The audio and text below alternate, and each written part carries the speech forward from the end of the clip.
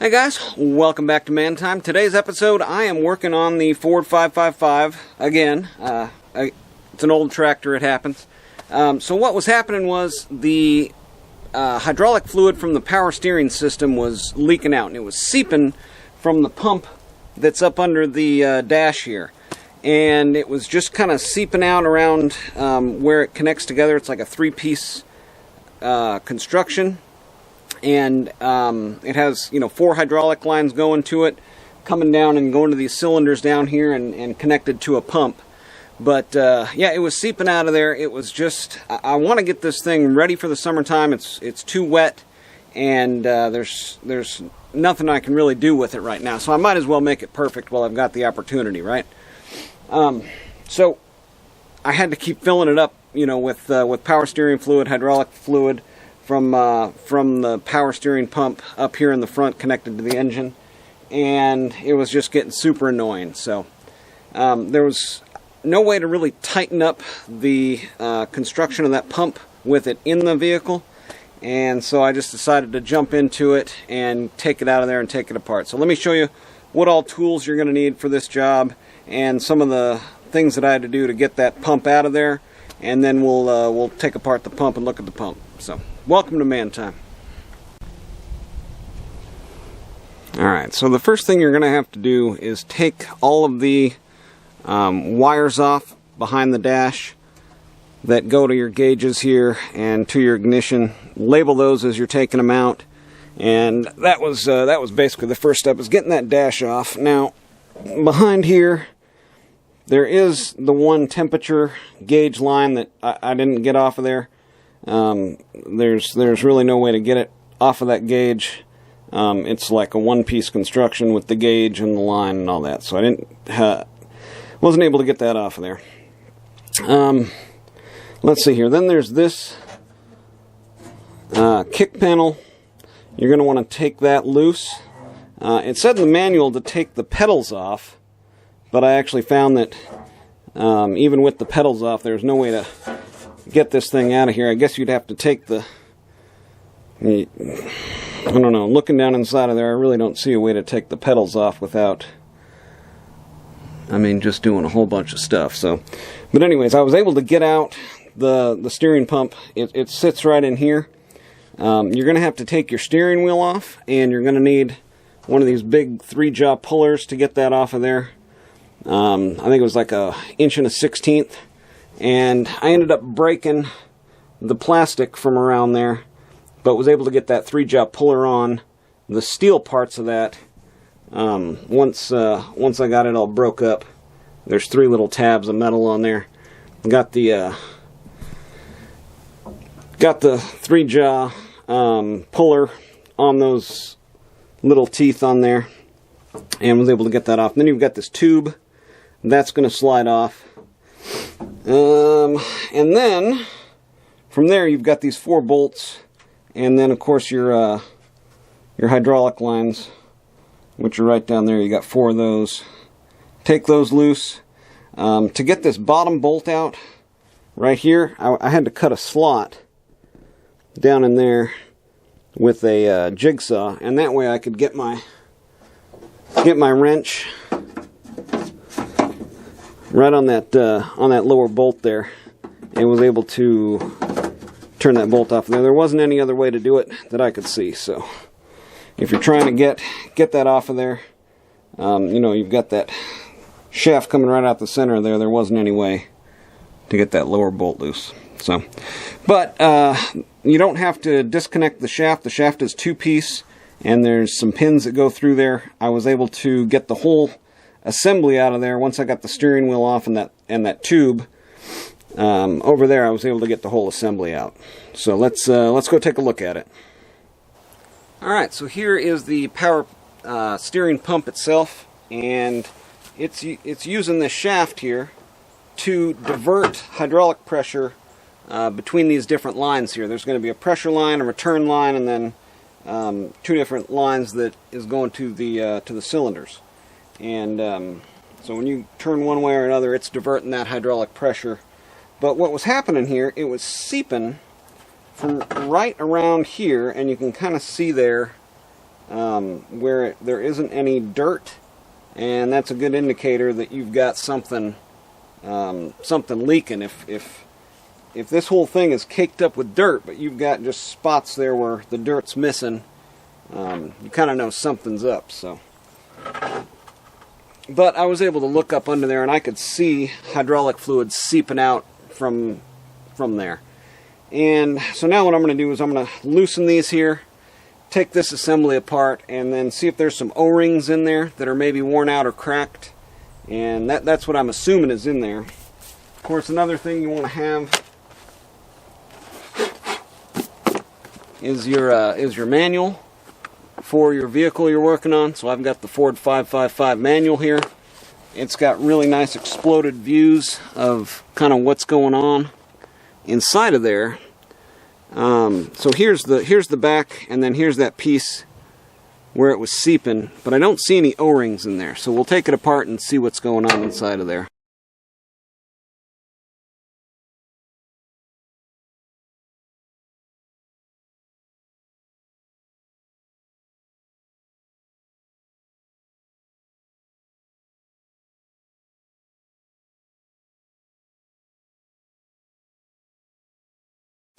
Alright, so here's what the inside of this pump looks like. And it is actually a pump of some sort. And it looked like what was happening was the corrosion from the outside was seeping through onto the inside. So it's got a long gasket inside of here. And I think all I really needed to do was just tighten it up. But while I'm in here, I'm going to clean these mating surfaces real good there. You can see some light corrosion. I'll get all those cleaned up. And then hopefully just tightening it up will alleviate that. You know what I'm going to do though? I'm going to take some light sandpaper, some really fine grit sandpaper, and run this surface over it on a flat surface and just take it down by a few thousandths. So basically what that's going to entail is laying a piece of sandpaper on the bench here, setting this down on it, and then just rubbing it back and forth. And that'll take off some amount of the material here and make it thinner. And that will make this rubber gasket thicker, in a sense, and give it a little bit better sealing properties. But you can see there, it's got quite a bit of corrosion on there, and it's even got corrosion on the inside. So let's get this all cleaned up. And what I'll use here is one of those pipe cleaner brushes, and then some Scotch-Brite. Let's take a look at this pump real quick. So this is the... Woo! Okay.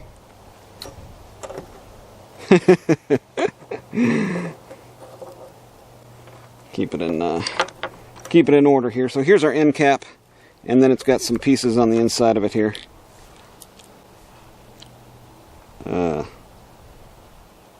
Okay.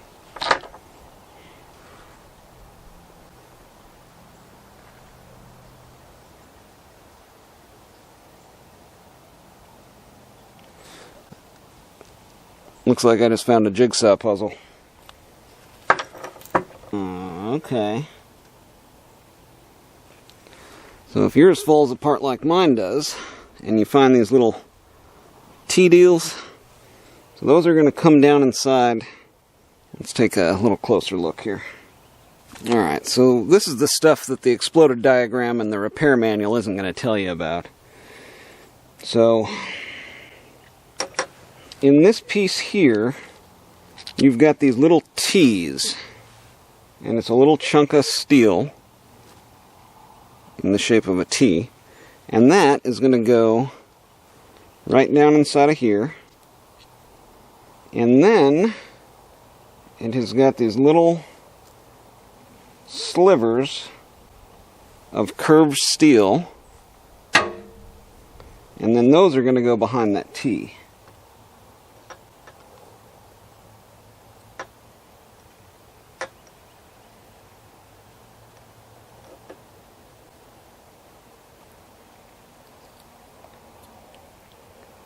And then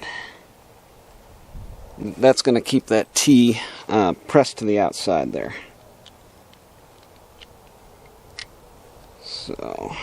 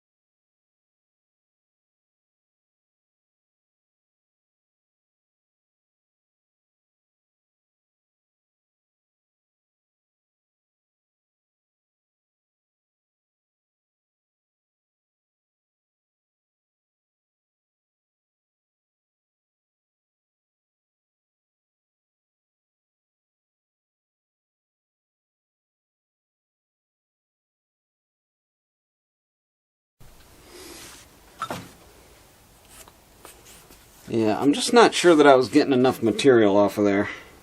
It looks pretty good and clean on that side and flat, but maybe not so much on that side. So we'll go ahead and chuck it up in the lathe here and just skim off a nice skim cut.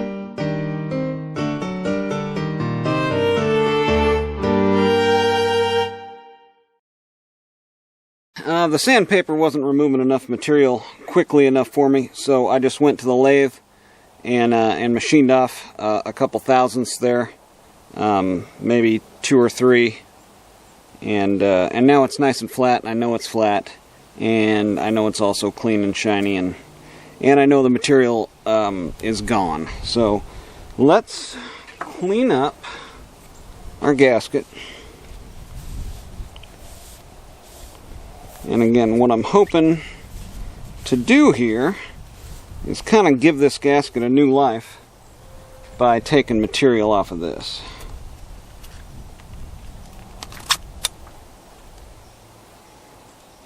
Okay. Yes, this is exactly what I wanted. There is a little bit of a lip sticking out there now.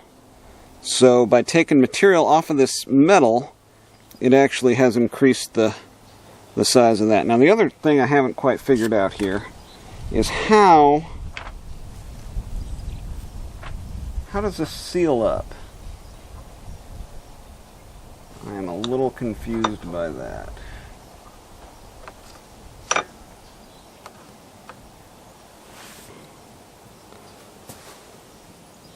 Yeah, there's just a little bit of a lip now. That's good. That's what we want.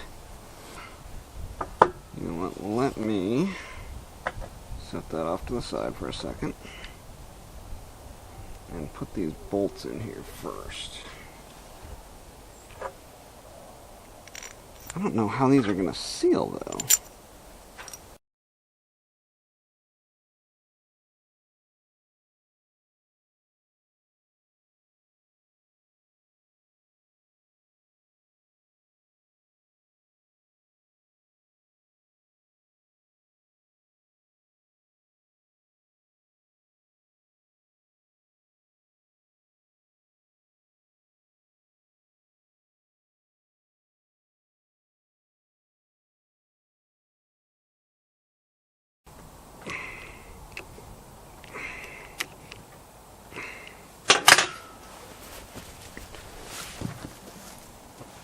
Okay, I think we got her buttoned up.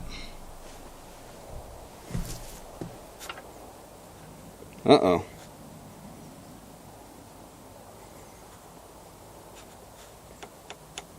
Okay. That's not good.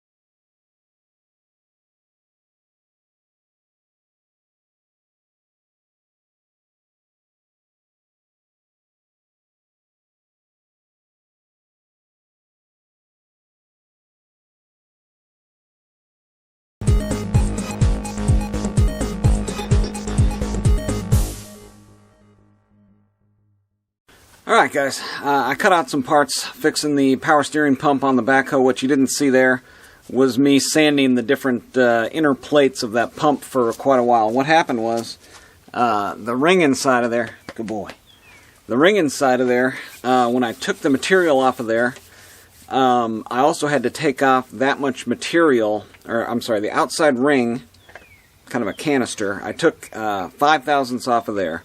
When I put it back together, that canister was loose because all those plates inside that motor, I also had to take 5 thousandths off of there. So I sat there and sanded those down until I finally got 5 thousandths down off of all those, and put it back together, and it works good.